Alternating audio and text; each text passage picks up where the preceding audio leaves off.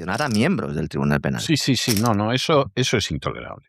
Que Pero de de hecho, todas formas, algunos de los miembros, el desprecio por la legalidad de Donald Trump es inquietante, ¿eh? bueno, altos cargos del Tribunal Penal Internacional, cuando iniciaron las investigaciones contra Netanyahu, han denunciado que les han congelado cuentas corrientes, les han retirado la posibilidad de viajar, han sufrido sus familias amenazas de todo tipo, incluso de propios agentes de inteligencia. Y ahora, bueno, pues lo que hace Donald Trump dice, no, dice, es que las opciones son muy grandes y ya no solo es el atacar a la institución en sí, al Tribunal de la Haya, sino también, bueno, pues como digo, firmar una orden ejecutiva para imponer sanciones a altos cargos y trabajadores de este Tribunal Penal Internacional, que es absolutamente, bueno, impresentable, ¿no? Atentado al derecho internacional. Ellos ya no hablan de derecho internacional. Durante la época Biden cambiaron derecho internacional por orden basado en reglas, ahora ya ni siquiera se dice lo del orden basado en reglas, ahora ya directamente es la ley del más fuerte, que además No, pero tampoco es la del más fuerte, porque no vamos están a ver. sacando ventaja, ¿no?, de las operaciones que están llevando a cabo sobre el terreno. No, pero es Diga. que además es de esas cosas que digo, bueno, el orden basado en reglas, las reglas fundamentalmente Claro, son la ley del embudo. claro, las que pongo yo, las reglas son las que pongo yo y además las cambio. Sí. Además las cambio cada 5 minutos para ver qué pasa, ¿no? Y luego, insisto, el tema de la tensión constante, de que está recibiendo muchas llamadas Trump diciéndole, oye, estamos jugando con fuego y nos vamos a quemar. Ayer las acciones de IBM se desplomaron un 25%, un 25% de caída. Se habla del apocalipsis del software. ¿Qué es esto del apocalipsis del software? Se lleva ya comentando desde hace mucho tiempo. Es si la inteligencia artificial sigue desarrollándose y la inteligencia artificial, como está sucediendo ahora, ya tiene herramientas para programarse a sí misma. Lo voy a contar de forma sencilla. Como siempre digo, los técnicos que entiendan que al final el programa lo escucha mucha gente, que no tiene por qué tener conocimiento de esto. Al final han No, conseguido que la inteligencia artificial pueda programar y entonces se pueda modificar a sí misma y pueden generar programas, pueden generar software. Entonces, las empresas de software son una de las que más están sufriendo, bueno, pues la caída de actividad, la caída de previsiones y despidos masivos. IBM es una compañía tradicional en esta línea. Han presentado resultados, se desploma un 25%. Es la peor caída desde 1968 y ha arrastrado al resto de firmas de software, que son menos conocidas, ¿no? Workday, ServiceNow, Salesforce, quizás sea más importante, Accenture, ¿no?, que es empresa importante. Eso se conoce en Estados Unidos como el SaaS apocalipsis, el apocalipsis del software, por si a alguien le quiere interesar, ¿no? Y al final, la razón es que los modelos de lenguaje, los ChatGPT, los Claude, te lo he explicado antes, están enchufados a la manguera, a la teta, a la ubre pública. Y contratan a 400 tipos de Apple. ¿Qué pasa? Que combinan a estos ingenieros de Apple con los diseñadores que tienen ellos y entonces se quieren convertir no solo en proveedores de agentes de inteligencia artificial o de sistemas de lenguaje de aprendizaje automático tipo ChatGPT y compañía, sino crear dispositivos. Dispositivos como teléfonos, sí. ¿Quieren crear un iPhone los señores de OpenAI? Sí. Con inteligencia artificial también. De momento van a empezar creando una Alexa, como el dispositivo este de Amazon, ese altavoz que tienes en tu casa y que te espía. En la Unión Soviética, en la Alemania nazi, en su momento también, tú tenías que meter micrófonos en las casas de la gente. Ahora la gente los compra y los pone voluntariamente. No, es un avance, don César, ¿no? no, sí, claro, visto así, no cabe la menor duda. En el libro de Orwell, el protagonista en 1984 tenía una pantalla, una televisión, ¿verdad?, que le vigilaba. Bueno, pues nosotros ahora tenemos altavoces. Tenemos altavoces que dicen, no, es que cuando lo apago ya no oye. Ya, bueno, pues yo creo que alguno tendría también que hacerlo, en el que hay un tipo que está bastante mal desde un punto de vista familiar y trabaja en una empresa como escritor. Esto también yo creo que es un homenaje un poco a Orwell, y compra un sistema operativo basado en un modelo de inteligencia artificial. Scarlett Johansson, bueno, pues contacta, para el que no sepa, la famosa actriz, que aunque cumpla años sigue estando tremenda, si me permite. ¿Cómo? Dice, bueno, vamos a verlo, vamos a hablarlo. Scarlett se lo piensa, finalmente determina que no iba a hacerlo. Dice que por motivos éticos hay que decir que hay gente que se ha suicidado después de hablar con ChatGPT. Hay gente que lo utiliza como un psicólogo, hay gente que piensa que en realidad ChatGPT es una especie de deidad o un sistema de transmisión de mensajes de determinadas deidades, hay gente que hace espiritismo con ChatGPT.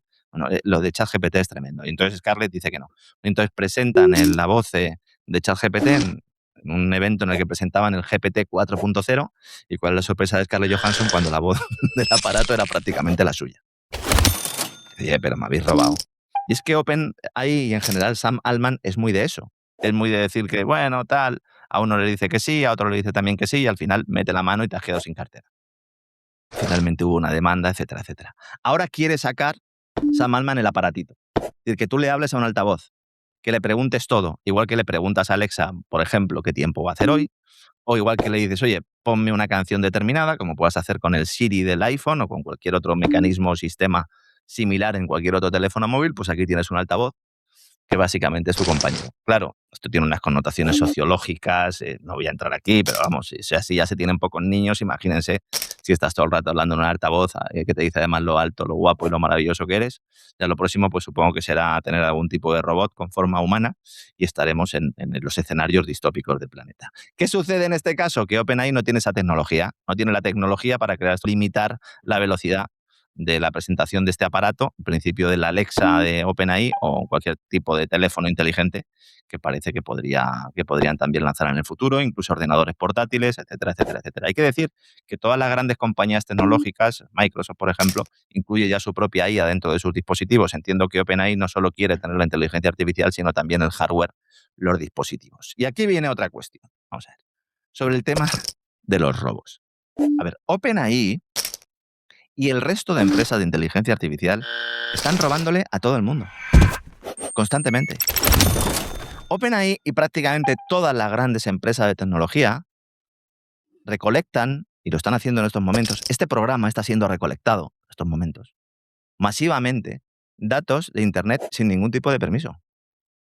De forma ilegal. Estamos ante el mayor conflicto de propiedad intelectual y de privacidad de la historia digital y de la historia del ser humano. Las empresas no operan solas en esto. Microsoft, Google, Meta, Anthropic, OpenAI, siguen la misma estrategia todas, que es voy a extraer todo lo posible, incluso de repositorios donde hay datos con imágenes explícitas de comisión de delitos, y luego ya si eso pido perdón. Les diga, ¿y cómo lo expurgo? ¿Cómo expurgo lo bueno de lo malo? Pues bueno, para eso tengo a mis trabajadores en Kenia. Nuevas regulaciones y llaman a la puerta del regulador y le dicen, regúleme. ¿Para qué es? Pues para que todo esto se institucionalice y se aseguren de que esto no es ilegal en el futuro. Porque ahora mismo sigue siendo ilegal aunque lo hagan. Luego el tema de China. O sea, por mucho que nos digan o que utilicen la excusa de la seguridad para intentar limitar el acceso a los modelos avanzados de inteligencia. Países como Singapur, que también reciben los parabienes de algunos autores, sobre todo en España, autodenominados liberales, países como Singapur no crecen porque tengan poco Estado. Países como Singapur crecen y se desarrollan básicamente porque sirven de bisagra para de alguna forma cubrir esas necesidades que se generan en agujeros negros y poder saltarse determinadas sanciones. Solo los que tienen pasta y solo los que manejan hilos políticos. Porque usted y yo, César, en Singapur poca cosa tenemos. Sí, realmente pocos. Sí. Claro. Sí, yo en realidad nada, para serle sincero. ¿El sistema este es legal? Es legal. El gobierno de Estados Unidos toma medidas para controlar el acceso a modelos individuales avanzados de inteligencia artificial, Mythos, Fable, GPT 5.6 de OpenAI, pero no ha prohibido el uso generalizado de software de inteligencia artificial. La han escocido. Escuece. Yo es que de verdad, cada vez que sale un dato, yo estoy esperando, y es verdad que yo suelo ir siempre a las fuentes, bueno, lo hago siempre, para ver las estadísticas puras y duras, pero en el caso de China, cuando hay algún dato de crecimiento, me voy corriendo a la prensa norteamericana diciendo, a ver cómo manipulan los datos para que parezca que China va mal. El hecho de que la economía china, vamos a empezar por ahí, esté creciendo por encima del 4%, en concreto un 4,3%, que es el dato que ha salido, es positivo para todo el planeta. Es que esto hay gente que todavía no termina de entenderlo. Y todos aquellos que dicen, no, yo estoy deseando que China caiga, que la economía china tiene masa chips y coches eléctricos para abastecer el auge mundial de la inteligencia artificial y los productos de ahorro energético, muchos chinos se sienten en apuros en su vida cotidiana. Vamos a ver, señores. Vamos a ver. China está vendiendo chips y coches eléctricos. ¿No decíamos que no podían vender chips? Ah, también está vendiendo chips, sí. Y está fabricando memoria RAM, sí. Y está cubriendo parte de la demanda, parte de la oferta de los problemas de cuello de botella oferta, sí. ¿Nos está salvando China en estos momentos? Sí. Señores de New York Times, nos está salvando China. El titular debería ser ese. La potencia exportadora china logra solventar los cuellos de botella de la economía global. Ese debería ser el titular. Titular que ni siquiera han puesto los chinos, porque los chinos para estas cosas, don César, son muy grises. Es decir, uno se mete en cualquier medio chino No, sí, y, sí. y te dan los datos y ahí te apañes. O sea, no van a la propaganda esta occidental tradicional, tienen otro tipo de propaganda, pero no es así. Dice, oiga, es que la crisis inmobiliaria de China no tiene fin. No, no es que no tenga fin, es que ustedes dijeron que iba a explotar hace 10 años, luego hace 9, luego hace 8, luego hace 7. ¿Que tienen caídas de la actividad promotora inmobiliaria? Evidentemente. ¿Que es difícil encontrar empleo fuera del sector industrial? Sí, pero en el sector industrial hay más empleo que nunca. ¿Que las ventas minoristas de bienes de consumo en China no van creciendo todos los meses, sino que hay unos meses en los que la maquinaria exportadora de China está ayudando a digerir los problemas en otros ámbitos? Efectivamente, Bien, ¿nosotros qué tenemos para efectivamente. digerir nuestros problemas, don César? ¿Qué tenemos nosotros? En la Unión Europea, ¿qué hay? En la Unión Europea no hay nada. ¿Y en Estados Unidos qué hay? ¿Disparar misiles? Ese es la maquinaria. ¿Meter inyecciones brutales en empresas de inteligencia artificial? ¿Generar expectativas bursátiles sobre ganadería, agricultura, por activa y por pasiva, dando facilidades a otros países fuera de la Unión Europea para que vendan productos sin cumplir con la misma normativa? Estoy pensando en Marruecos, pero ahora también Estados Unidos. Ahora dicen, hay que plantar soja en Europa. Dice, ¿cómo? Para un momento. ¿Cómo que hay que plantar soja en Europa? Dice, sí, hay que promover las proteínas vegetales cultivadas en la Unión Europea, dice Ursula von der Leyen. Y yo, ¿cómo que las proteínas vegetales? O sea, te has cargado las proteínas animales y ahora que me dices proteínas vegetales. Dice, pero ¿qué pasa? ¿Que no hay soja en el mundo? Pero si sobra soja. Si sobra soja. Si China, cuando fue Donald Trump a la cumbre, lo primero que le dijo es, oye, como no dejes a tus empresas que me vendan los chips, yo dejo de comprar la soja a tus agricultores y a ver a quién se la vendes. Sobra soja. Los países del Mercosur se produce muchísima soja. ¿Por qué la tenemos que producir nosotros? ¿Sabe por qué, don César? Para beneficiar a Ucrania. Se trata de subvencionar la soja en Europa para beneficiar a Ucrania. Lo cual, verdaderamente, Ucrania es una maldición para Europa, ¿eh? De verdad, está teniendo unos efectos. Continúa dependiendo en gran medida de comprar fuera proteínas vegetales, especialmente soja y otras oleaginosas. No voy a entrar ahí. Entonces, ¿esta dependencia ha estado en los últimos años sobre la mesa? Sí. Sobre todo cuando ha habido ruptura de cadenas de suministro a raíz del COVID, de los encierros, guerras, problemas logísticos. De las negociaciones para la incorporación de Ucrania a la Unión Europea, hoy, esta semana hemos visto otro pasito más, facilitaría la venta masiva de cultivos de este tipo desde Europa del Este. Problemón para Hispanoamérica. Brasil y Argentina, sobre todo, que son los que concentran una parte significativa de las exportaciones mundiales de soja. Cuando le diga a Estados Unidos, cuando le diga a la Casa Blanca, Milei, oye, que los chinos la soja nos la van a comprar a nosotros en lugar de a vosotros. ¿A quién se la van a vender los argentinos la soja? Pues yo estoy seguro de que ya saben cuál es la respuesta. ¿Y en España? Bueno, pues en España hay Sánchez jugando ahí con los nacionalistas a ver qué puede sacar.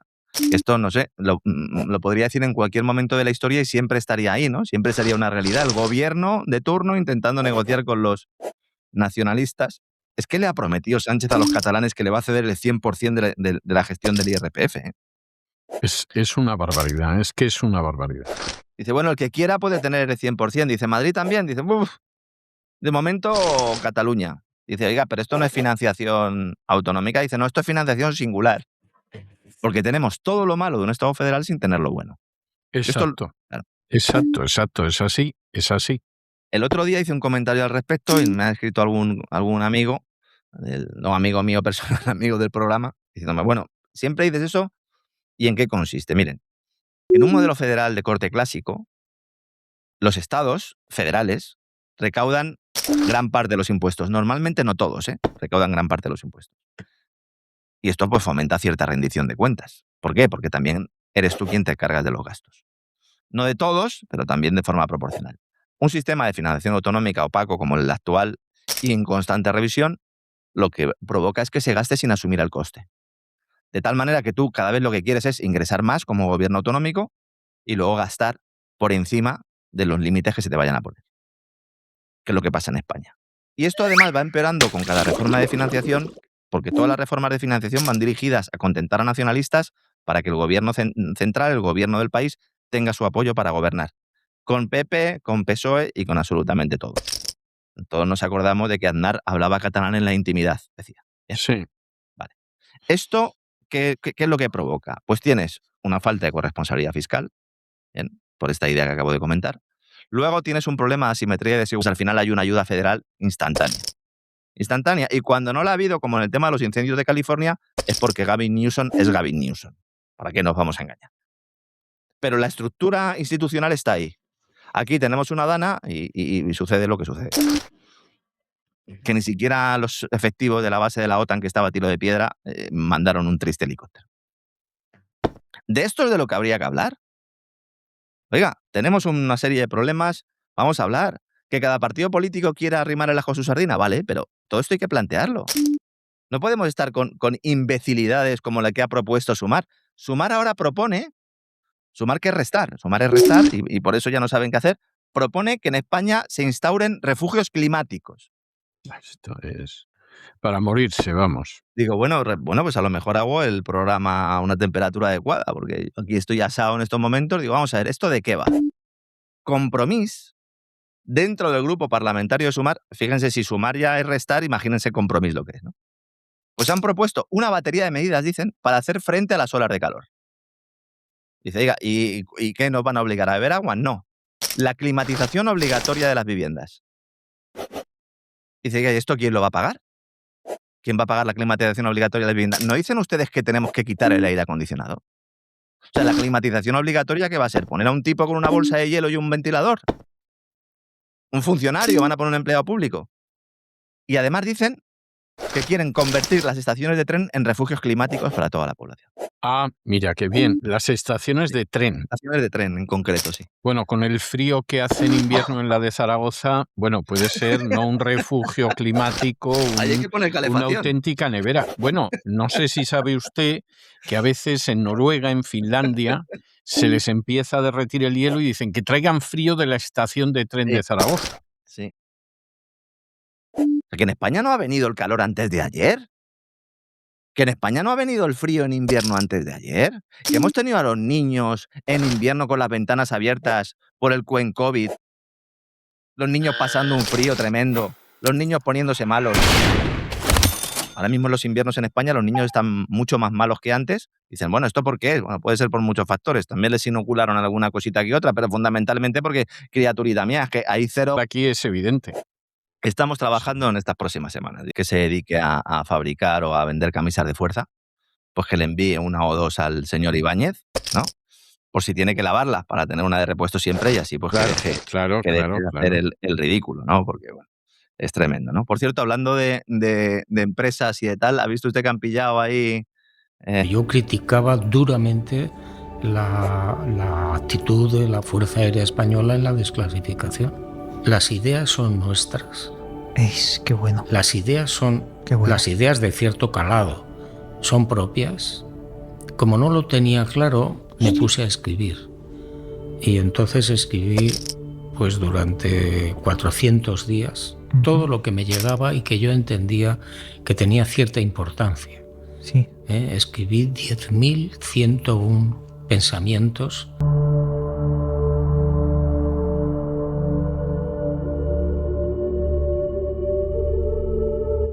Discutieron.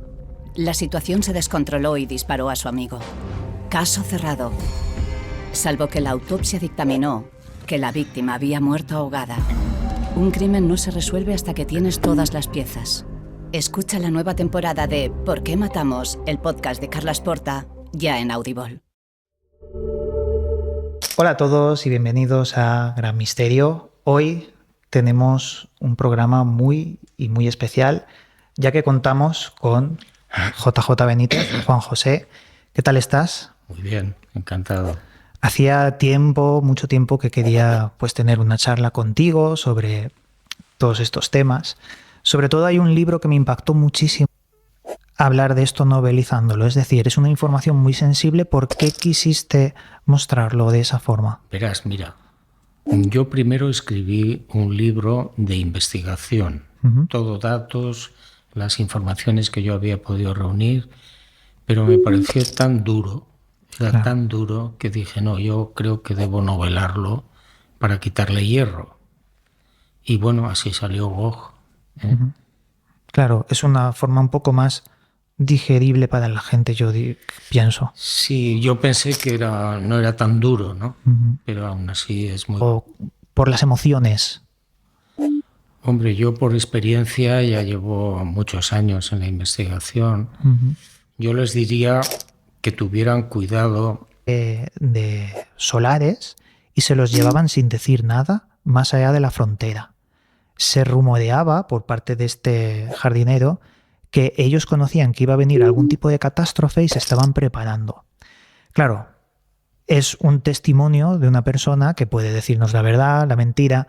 Yo te lo cuento por si has escuchado algo parecido relacionado con esto. Disfruta de los mejores contenidos con PPTV. Una tarifa de cine, fibra, móvil, televisión y Netflix. Llámanos gratis al 1706. Pepefon. Nosotros, para tener esas informaciones, ¿ya lo saben de antemano? ¿Tienen una certeza mayor que nosotros? Pues mira, hace unas semanas yo tuve una conversación con una ingeniera aeronáutica norteamericana que trabaja para NASA desde hace muchos años. Y me explicó que llevan 12 años estudiando el tema de Gog. Y me dijo, pero no te preocupes. ¿Puede ser algún tipo de proyecto para desviar asteroides como DART? Claro. Es un proyecto de la NASA secreto que consistiría o bien en destruirlo o... de salvar a la especie humana, obviamente. Bueno, hay otras versiones también de militares que me han contado que, bueno, el que sobreviva será el amo del mundo. Sí, es verdad. Y entonces, claro, te pones a pensar y dices, ¿qué quiere decir esto? Pues que hay militares que están por el hecho, por la labor de no destruirlo ni desviarlo, dejarlo caer. Ostras, claro. Pero esto me recuerda mucho a Alternativa 3. No sé si recuerdas aquellos falsos documentales, que el libro era más interesante que los documentales de vídeo. Que al final la premisa que nos interesa es: hay una alternativa por multimillonarios o gente de élite para o escapar del planeta o resistir una enorme catástrofe. ¿Tú crees que el trasfondo de Alternativa 3 puede ser real y vigente hoy? Sí, lamentablemente sí. Y yo me acuerdo que cuando hablé con estos militares norteamericanos y me dijeron, el que sobreviva será el amo del mundo, yo me quedé mirando y dije, pero ¿me está usted hablando en serio? Sí. Ostras. De hecho, también veo como que hay una relación... El dinero y el poder. Totalmente de acuerdo. Pero, ¿tú crees que sí hay algo no humano detrás de esto? No hablo de extraterrestres, porque yo ya con el tiempo he llegado a la conclusión de que esto tiene que ser dimensional. Lo que hay detrás. ¿Tú crees que lo ultraterrestre podría tener que ver con esos poderes fácticos? ¿Que hay algún tipo de conexión entre lo ulterior? Más que conexión, yo lo que creo es que ellos controlan. A eso me refería. Esas entidades o grupos no humanos podrían estar controlando la evolución de la Tierra y en estos momentos a lo mejor les interesa dejar que se estrelle ese meteorito, ¿no? Ostras. Pero es una sospecha y repito, ojalá esté equivocado. La desclasificación OVNI. Quería hablar un poco también de aquello porque he analizado todo lo que han desclasificado y veo que es como si se estuvieran burlando de nosotros. Nos ponen algunas lucecitas, algunas cosas, pero el trasfondo, ¿tú crees que puede ser un soft disclosure? Una acostumbrar a la población de que quizás en el futuro sí que se nos revela la verdad, o es todo un paripé para mantenernos embobados? Yo creo que es una tomadura de pelo general. Sí. Yo una vez le pregunté a un general, jefe de Estado Mayor de la Fuerza Aérea Española, Felipe Galarza, le hice más o menos esa misma pregunta. Y me dijo, respecto a la desclasificación española de la Fuerza Aérea, del tema OVNI, me dijo, bueno, usted no se olvide que España es una colonia de Estados Unidos, en todos los sentidos. Ostras. Yo me quedé pensando y dije, pues tienes razón. Sí, sí. Entonces la desclasificación española que hizo la Fuerza Aérea en el 92 es una tomadura de pelo absoluta. No desclasificaron expedientes importantes.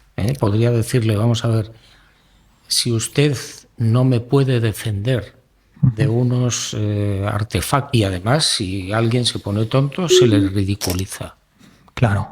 Esa es la única razón importante del secretismo de los militares, que no están preparados para defender a la sociedad. Claro, es como que no pueden superar esas capacidades. Claro, es verdad. Si quieren desclasificar la verdad, que pongan el OVNI, que seguro que tienen por ingeniería inversa cosas. No, muchísimas. Es decir, a partir del 47 el Pentágono se las arregla para hacer esa inversión con empresas especializadas y aparecen los chips de los ordenadores, el láser, el transistor, la fibra óptica, la visión nocturna, sacado todo de la nave de Roswell y siguen sacando información. Claro, y de hecho ahora coinciden en los tiempos de ordenadores cuánticos, que eso va a ser una revolución muy terrorífica por una parte del apocalipsis cuántico que romperá todas las claves del Dios. Mónica Jacinto Reza era la que creó un metamaterial como el de Roswell, que tenía memoria. Muy curioso que desaparezca también su científico. Ella era la científica, pero un general llamado McCausland, general de la Fuerza Aérea, era el líder del proyecto científico de este metamaterial. O sea, hay una sucesión de científicos desaparecidos que es muy extraño. No sé qué piensas de ello. Bueno, es bastante común y frecuente. Es decir, que cuando alguien se pone muy molesto por sus hallazgos o por sus investigaciones, etcétera, a veces lo eliminan.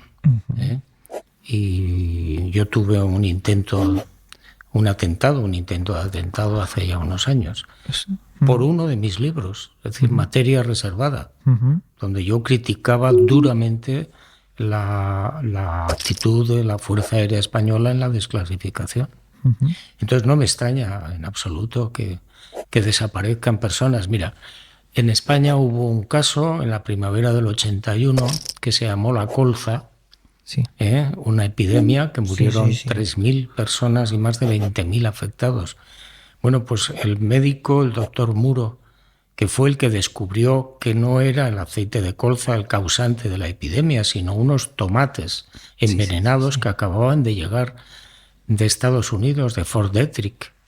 Bueno, este señor murió de cáncer. Los 4 médicos que estaban con él murieron de cáncer. El señor Rosón, que era ministro del Interior, perfectamente informado de la guerra, del ensayo de guerra bacteriológica que habían iniciado los norteamericanos en Torrejón, murió también de cáncer. Ernest Lluch, ministro de Sanidad, lo mató supuestamente ETA. O sea, que se los cargan. Cuando alguien hace preguntas incorrectas o destapa algo como la realidad. Es la realidad, claro. No hay en que el negarlo. tema del fenómeno OVNI, por ejemplo, en uno de mis libros yo publiqué la muerte en extrañas circunstancias de unos 12 investigadores. 12. Que, bueno, pues no hay forma de explicar cómo un señor que está investigando algo muy importante en el tema OVNI, de repente se mete en su garaje, se mete en su auto y se muere, se suicida con el carbono, ¿no? del automóvil. Bueno, así hasta 12. Va trabajando en las prospecciones del suelo para hacer túneles en la propia base de Dulce, creo que era. Y este hombre, teniendo un arma reglamentaria... Como no lo tenía claro, me puse a escribir. Y entonces escribí pues durante 400 días todo lo que me llegaba y que yo entendía que tenía cierta importancia. Sí. Escribí 10.101 pensamientos que yo, después de leerlos, no los reconocía como propios. Sí, sí. Con lo cual llega a la conclusión de que las ideas no son nuestras, vienen de fuera. Y si no estás listo, escapan. Ostras, qué bueno. Eso me confirma muchas cosas. Incluso el fenómeno de escritura automática quizás tiene algo que ver, ¿no? Podría ser. Pero eso rompe toda la realidad y todo el concepto que nosotros entendemos como ser. Y nos funde todos en uno, ¿no? Como que hay algo externo que nos anima. Claro, pues si es que no sabemos nada. No sabemos nada, es verdad. Yo al menos no sé nada. Cada vez, cuanto más investigo, menos sé. Claro, claro. Y luego sí, cuando indagas de física cuántica y todas estas cosas, ya dices distintos. Eso me hace pensar que si vivimos en una simulación, ¿no crees que podría tener algo de verdad esa teoría? Yo tengo una hipótesis de trabajo sobre esto. He pedido muchas señales, todas las he recibido positivas, y es lo que yo llamo la ley del contrato. La ley del contrato significa que cuando en el lugar del que procedemos, del que venimos, y nadie sabe por qué está aquí. Nadie, con seguridad. No Hasta que se cumple la aventura de la vida, porque es una aventura, y vuelves al mismo lugar del que procedes, de un mundo espiritual. Pero, ¿realmente nos estarías hablando del destino? Sí, con mayúsculas. Es decir, cada ser humano tiene un destino trazado previamente por él, Vale, antes de nacer. vale, Por eso levantar el puño contra Dios no tiene sentido. claro. ¿Tú crees que la suma de todos esos destinos de diferentes personas forma parte de Dios? Sí, por supuesto. Es como la expresión diferente por cada persona que necesita vivir esa experiencia, sea buena, mala, todas sus vertientes. Es Sí, como sí. el todo hermético. El Kybalión creo que hablaba algo de esto. Yo estoy convencido de que el ser humano forma parte de un... No la podemos ni imaginar. Imagínate un ser de 4 dimensiones. Vería en tiempo real los órganos internos de nuestro cuerpo, todos a la vez. ¿Cómo podemos imaginar algo así? Que sin embargo, seguro que existe por la infinidad del cosmos. Por supuesto, es decir, mira, en los 54 años que llevo de investigación del Sí. tema OVNI, he podido reunir más de 1000 tipos distintos de seres, Vale. con los tripulantes de esas naves no humanas, más de 1000, con diferencias de alturas, de cabezas, Sí, de sí, sí. dedos, de ojos. Bueno, pues eso será seguramente una mini... Un pingüino esmeralda, un cubo que flota la cabeza, que a mí me hace pensar que hay como una distorsión del ser humano, una entidad invisible extraterrestre que roba partes de nuestro cerebro para representarse. ¿Tú crees que esa realidad daemónica tiene algo que ver con la... de que algunas de esas entidades no humanas se estarían beneficiando de la energía de los seres humanos, Sí, sí. y que no sabemos cómo ni por qué absorben esa energía, bien individualmente o incluso en grandes catástrofes. O sea, eso es muy Salvador Freixedo, porque él hablaba de la agonía, la iniquidad, el hacer sufrir a alguien para que estos dioses se alimenten. E incluso hablaba, no sé por qué, me ha venido a la mente, se queman bosques para que el sufrimiento de los vegetales... Y de ahí nació lentamente la inteligencia humana. Y probablemente llegará un momento que nos parezcamos muchísimo a ellos. La gente puede pensar que esto es imposible, que es improbable, pero nosotros lo estamos haciendo en otras especies. Estamos modificando genéticamente las capacidades cerebrales y de otro tipo de capacidades en los animales. De hecho, estamos haciendo ratones transparentes utilizando el genoma de medusas. Y los tardígrados, que cayeron en la Luna por un satélite que estaba repleto de ellos, hemos hecho panspermia dirigida en la Luna porque hay millones de tardígrados que cayeron allí y ellos resisten el oxígeno, resisten todo. ¿Tú crees que el destino del ser humano es la hibridación genética con animales o obtener la inmortalidad con esto? No tengo ni idea. Claro, es que son preguntas muy... No tengo ni idea. Lo que sí te puedo decir es que la famosa frase de la Biblia, hagamos al hombre a nuestra imagen y semejanza, ¿cómo será este mundo dentro de 50 años? No, Pues imagínate 50.000. claro. Es como una hormiga que la pones en un teclado de un portátil, no va a entender esa tecnología nunca. Sí, Pues es lo mismo. o que un loro lo pongas al teclado de una máquina o de un ordenador y escriba caballo de Troya. Claro, es imposible. Bueno, imposible no, porque Improbable. improbable. En fin, Benítez, yo creo que llegamos al final de esta charla. Hemos indagado sobre muchas cosas y a mí me gustaría que nos dieras un mensaje final de esperanza y de motivación para todos los que investigan estas cosas, que están empezando quizás, y que quieran dirigir su vida para la investigación. Bueno, pues no sé qué decir, porque investigar estos temas, los misterios, el fenómeno ovni, la vida después de la muerte, es complicado. Y necesitas mucha voluntad. Sí. Si yo les diría...